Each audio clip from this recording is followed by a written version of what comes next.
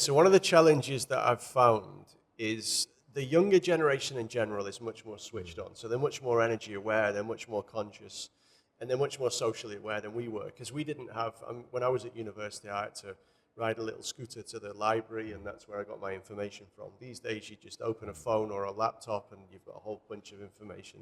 And so people can see the damage that we're doing to the planet when we pollute it or use too much energy. But one of the things that I've found is resistance. So, for example, when I was a young man, I did a lot of traveling, which sometimes used air or bus or trains. I also I was very fortunate, I had a little bit of motor racing. I enjoyed some sports and hobbies that used quite a lot of energy or fuel or whatever. So my 21-year-old wants to do the same. And why should he not be able to do that? Why should he suffer for the excesses of our generations? So how would you, I don't know if it's fair to ask you, how would you convince somebody? But do you find that same challenge when you're trying to convince people? Because I think we kind of understand it now. But when you're trying to convince people that don't, do you find resistance in that?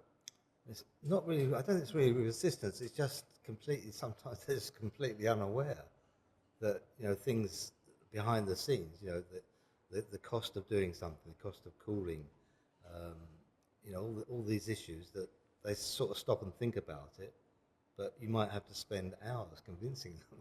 That's the thing. So Resistance will be there for sure, I believe. I like what you said. Now the communication channels are quite wide, so they can see it's much easier, to communicate with the individuals. But definitely the resistance will be there. I don't think it will be easy for them to understand that even things have changed from years when we were living our lifestyle when we were young, let's say, till now. The amount of people globally, the energy being dramatically have increased, the consumption of the energy globally.